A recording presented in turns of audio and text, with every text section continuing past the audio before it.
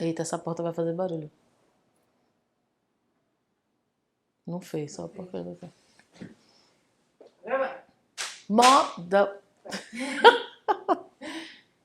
Modal verbs. De novo, Flávia, ninguém aguenta mais ouvir falar de modal verbs. Ainda assim, muita gente tem dúvida.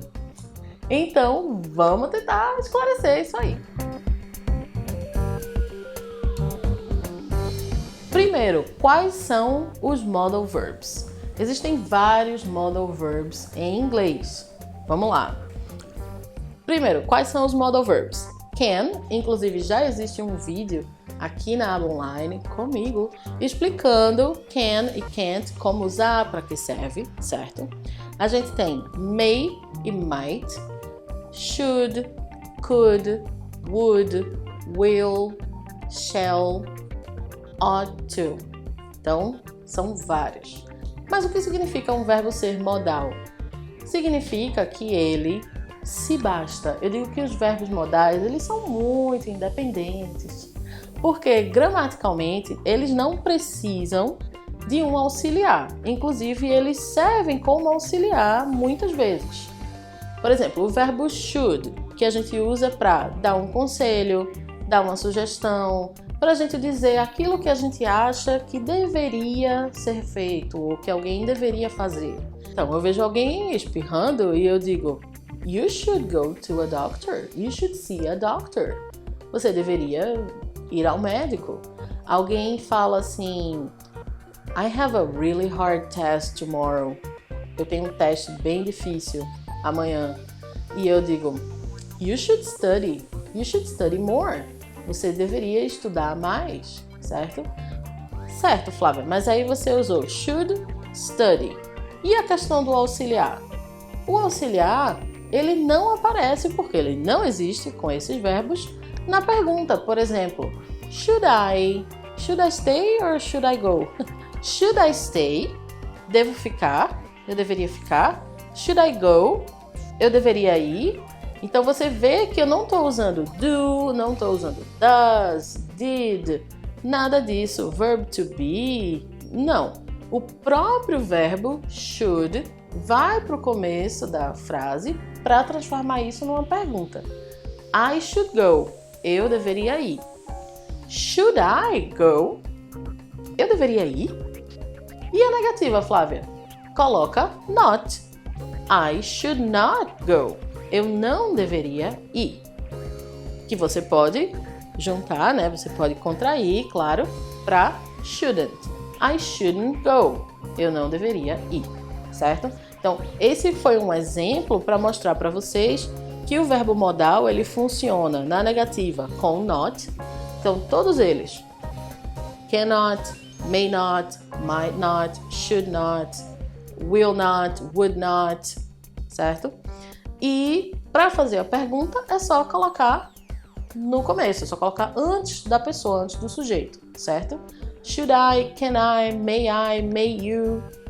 Mas o que significa cada um? Como é que eles são usados? No próprio vídeo de can e can't, eu falei que o can tem várias funções. Ele pode descrever habilidade, permissão, certo? Saber fazer alguma coisa. Então vamos dar uma olhada no que significa os outros, para que os outros são usados. Então, may geralmente é para permissão.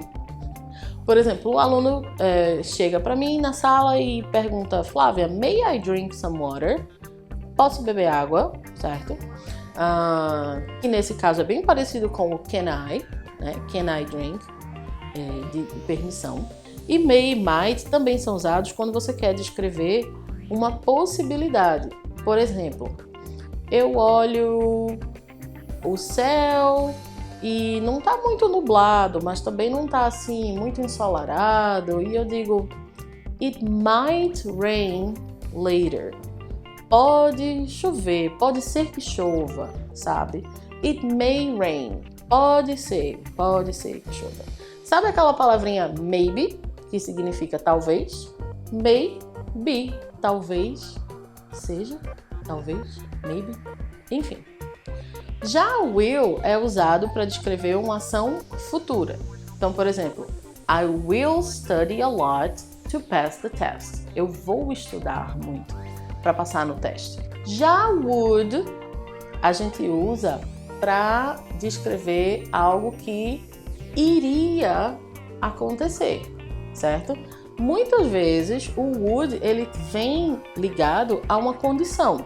Por exemplo, I would travel if I had more time. Eu viajaria se eu tivesse mais tempo. A gente usa would para oferecer alguma coisa. Would you like some coffee? Would you like to talk to me? Você gostaria de um café? Você gostaria de falar comigo? Então lembra que quando a gente usa would antes de outro verbo, esse verbo vai ficar assim. I would do, eu faria. I would go, eu iria. I would speak, eu falaria. Outros verbos que são menos usados e até um pouco mais formais são shall. Shall é muito parecido com will, no sentido de dizer vamos fazer isso. Então, shall we go? Vamos? Shall we start? Vamos começar? Mas o shall ele só é usado com I e we. Então, apenas as primeiras pessoas, certo?